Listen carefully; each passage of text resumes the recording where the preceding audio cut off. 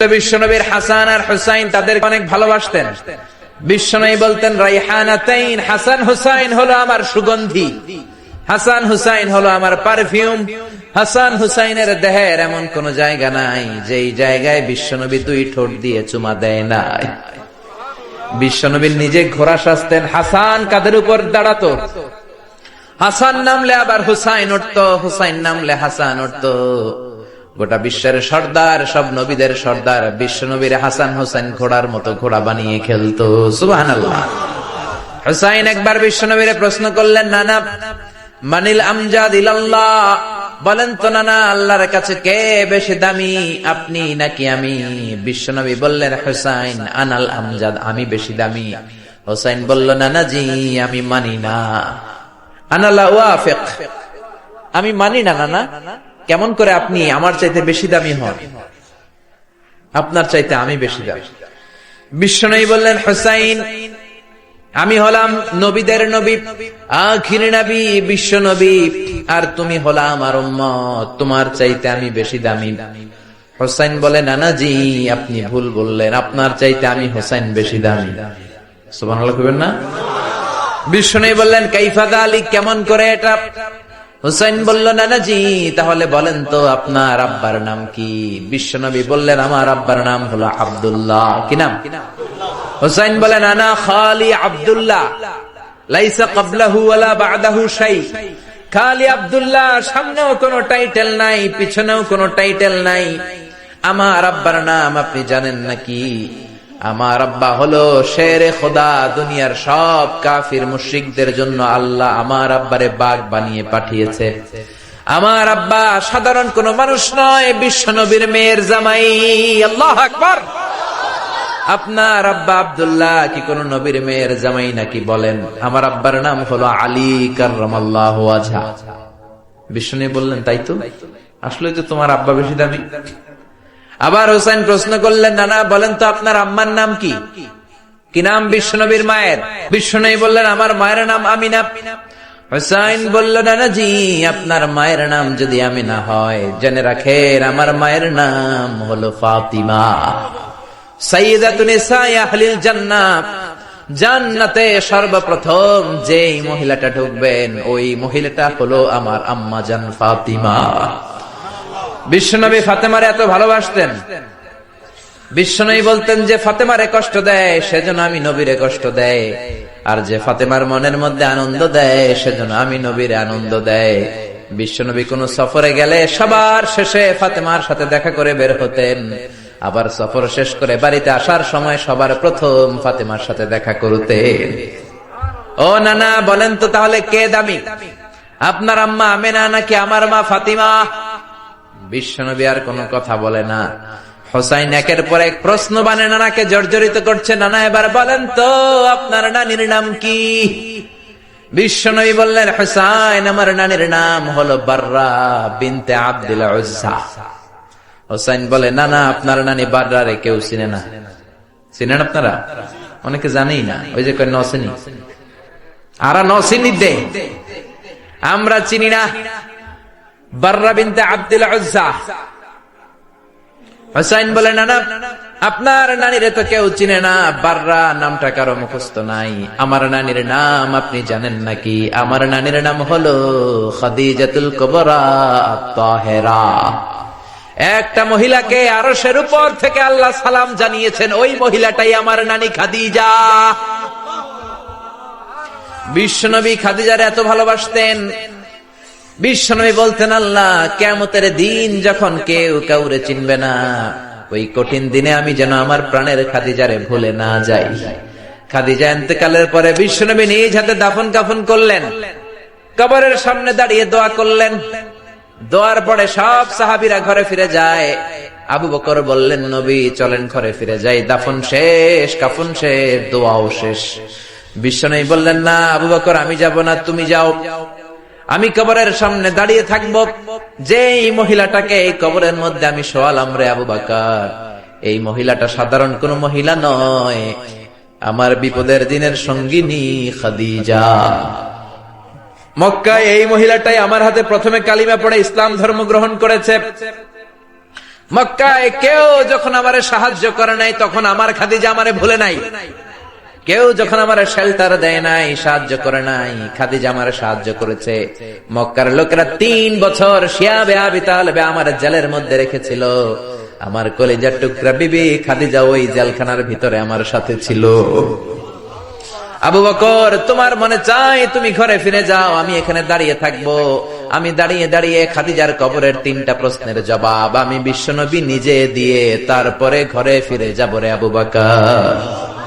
সাইয়েদনা জিবরাইল এসে বললেন, ইয়া রাসূলুল্লাহ, ইয়া হাবিবাল্লাহ, দাঁড়িয়ে থাকার দরকার নাই, আপনি ঘরে ফিরে যান। আল্লাহ বলেছে খাদিজার কবরের 3টা প্রশ্নের জবাব আরশের উপর থেকে আল্লাহ নিজেই দিয়ে দিবে। ও নানা, কই আপনার নানি বাররা, কই আমার নানি খাদিজা? বিশ্বনবী কোনো কথা বলেন না। হুসাইন আবার প্রশ্ন করলেন, নানা বলেন তো আপনার নানার নাম কি? বিশ্বনবী বললেন, আমার নানার নাম হলো ওয়াহাব ইবনে আব্দে মানাফ। হুসাইন বলে, নানা আপনার নানা ওয়াহাব রে কে চিনে? কেউ চিনে না আপনার নানারে। আর আমার নানারে চিনে না এমন কোন মানুষ পৃথিবীতে নাই, ঠিক না? আমার নানার উপরে দুরূদ পড়ে না এমন কোন মানুষ পৃথিবীতে নাই। আমার নানার প্রশংসায় পঞ্চমুখ নয় এমন কোন মানুষ পৃথিবীতে নাই। আমার নানারে মাছে চিনে, গাছে চিনে, জিনেরা চিনে, ফেরেশতারা চিনে, পাখিরাও চিনে, ঠিক কিনা? আমার নানা হাউজে কাউসারের মালিক, আমার নানা শাফাতের মালিক। আমার নানা শুধু মানুষের নবী নয়, জিনদের নবী নয়, ফেরেশতাদের নবী নয়, আমার নানা সব নবীদের নবী, ঠিক কিনা? আমার নানার নাম হলো, পড়েন, মুহাম্মাদুর রাসূলুল্লাহ সাল্লাল্লাহু আলাইহি ওয়াসাল্লাম। এই হলো আমার নানা। এবার বলেন কে দামি? বিশ্বনবী আর ধৈর্য ধারণ করতে পারেন না, ধা ধা করে চোখের পানিগুলো ছেড়ে হোসেনকে বুকের মধ্যে জড়িয়ে ধরেন আর বলেন, হোসাইন তুমি ঠিকই বলেছ, আজকের তর্ক বিতর্কে আমি নবী হেরে গেলাম, তুমি জিতে গেলা। আসলে আমি নবীর চাইতে তোমার দাম আল্লাহর কাছে কোটি কোটি গুণ বেশি। কোন সুবহানাল্লাহ। আরো জোরে পড়েন আল্লাহু আকবার। দাসের সাথে কেমন আচরণ বিশ্বনবী, বন্ধুদের সাথে কেমন আচরণ, স্ত্রীদের সাথে কেমন আচরণ, ছোট্ট বাচ্চাদের সাথে কেমন আচরণ, সব অঙ্গনে বিশ্বনবীর জীবনী থেকে শিক্ষা আছে না নাই? বিশ্বনবীর প্রশংসা শুধু আমরা করি না, গোটা বিশ্ব করে। আপনি ব্রিটিশ মিউজিয়ামে মানে ইংল্যান্ডে যদি যান, ওখানকার একটা এন্ট্রেন্সে সাদা পাথরের, শ্বেত পাথরের ফলকে লেখা বিশ্বনবীর ব্যাপার একটা কমেন্ট, যে as a father, as a teacher, as a lawgiver, as a lawmaker, as a reformer of the society, Muhammad is the superman of the world. একজন বাবা হিসেবে, স্বামী হিসেবে, নেতা হিসেবে মুহাম্মদ হচ্ছে এই পৃথিবীর একজন সুপারম্যান। সুবহানাল্লাহ পড়বেন না? সুবহানাল্লাহ পড়বেন না? এজন্য আল্লাহ বললেন, মুহাম্মাদুর রাসূলুল্লাহি ওয়াল্লাযীনা মাআহু আশিদ্দাউ আলাল কুফফারি রুহামাউ বাইনাহুম। মুহাম্মদ হলো আল্লাহর রাসূল, সর্বশ্রেষ্ঠ রাসূল। এই রাসূলের সাথে কারো কোনো তুলনা নাই। অনেকে বলে সাইয়েদনা দাউদ নবীর কণ্ঠ নাকি বড় চমৎকার ছিল, কথাটা ঠিক, কিন্তু বিশ্ব নবীর চাইতে বেশি চমৎকার নাকি? আমার নবীর কণ্ঠ সবচেয়ে সুন্দর ছিল। অনেকে বলে ইউসুফ নবী নাকি সবচেয়ে সুন্দর ছিল, কথাটা ঠিক, কিন্তু আমার নবীর চাইতে সুন্দর না। অনেকে বলে মুসা নবী অনেক শক্তিশালী ছিল, কিন্তু আমার নবীর চাইতে বেশি শক্তিশালী নাকি? বিশ্ব নবী বলতেন, আমার এক হাতের ভেতরে জান্নাতে 40 জন পুরুষের শক্তি ঢুকিয়ে দিয়েছে কে? সবচেয়ে বড় কুস্তিগির রুকানাকে বিশ্ব নবী হাত দিয়ে তুলে ধরে জমিনের মধ্যে 3টা আছাড় মেরেছে। চিল্লায় পড়েন আল্লাহু আকবার। ওই নবীর প্রেম অন্তরে থাকার দরকার আছে না নাই? ওই নবীর জন্য রক্ত দেওয়ার দরকার আছে না নাই? নবীর জন্য দেহের সব বিলিয়ে দিতে রাজি আছে মুসলমান। এজন্য বিশ্ব নবী হচ্ছেন আল্লাহর রাসূল। আল্লাহর রাসূলের সাথে পৃথিবীর কারো তুলনা হতে পারে? বিশ্ব নবী এমন নবী, যেই নবী তার নিজের জীবনে কোনো কিছু বাস্তবায়ন না করে অন্যকে বলতেন না। এক সাহাবী এসে বলে, ইয়া রাসূলুল্লাহ, ইয়া হাবিবাল্লাহ, আমার ছেলেটা বেশি বেশি মিষ্টি খায়, কি খায়? কথা কন। আমার ছেলে মিষ্টি খায় বেশি, এত বেশি মিষ্টি কিনে দেওয়ার টাকা আমার নাই, আমার সামর্থ্য নাই, আমি কি করব? বিশ্বনবী বললেন, যাও এক সপ্তাহ পরে আমার কাছে ছেলেকে নিয়ে আসবা। তোমার ছেলে মিষ্টি বেশি খায় বুঝলাম, এক সপ্তাহ পরে নিয়ে আসবা। এক সপ্তাহ পরে বিশ্বনবী ছেলেরে বললে, বাবা মিষ্টি বেশি খাও নাকি? ছেলে বলে, জি নবী, মিষ্টি আমার পছন্দ। ছোট বাচ্চারা মিষ্টি বেশি পছন্দ করে না? আপনাদের মাহফিলের এখানে বাজার বসছে না, ওইখানে কটকুটি জিলাপি এগুলো আছে না? দেখবেন বাচ্চারা বাড়ি থেকে টাকা নিয়ে খালি ওই দিকে যাবে, মাহফিলে আসুক আর না আসুক। বিশ্বনবী বাচ্চাটারে বললেন, ও ছেলে মিষ্টি বেশি খাও নাকি? ছেলে বলে, নবী আমি মিষ্টি বেশি খাই। বিশ্বনবী ছোট্ট ছেলেটারে বললেন, বাবা মিষ্টি বেশি খাও নাকি? ছেলে বলে, নবী বেশি খাই, কারণ মিষ্টি আমার ভালো লাগে, মিষ্টি আমি পছন্দ করি।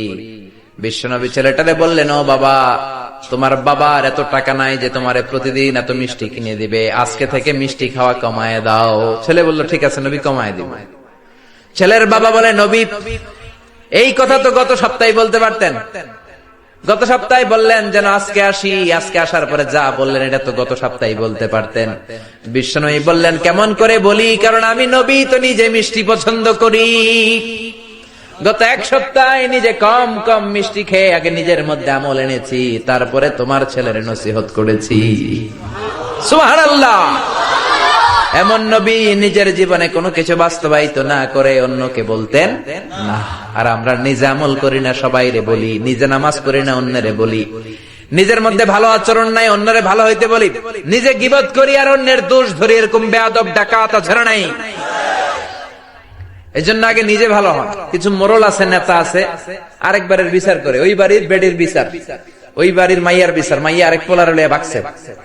ওই বাড়ির পোলা গাঞ্জা খায়, বিচার করতে গেছে। নিজের পোলার খবর নাই, নিজের পোলা ইফটিজিং করে, নিজের পোলা টেন্ডারবাজি করে, নিজের ছেলে চাঁদাবাজি করে, ঠিক কি না? নিজের বউ পরকিয়া করে, নিজের ঘরে ইসলাম নাই, নিজের ঘরে ভদ্রতা নাই, নিজের ঘরে শান্তি নাই, আরেক ঘরে শান্তি আনতে যায়। এরকম আছে না নাই? কিন্তু বিশ্বনবী এমন নবী, নিজে কোনো কিছু বাস্তবায়ন না করে অন্যরে বলতেন না। সুবহানাল্লাহ।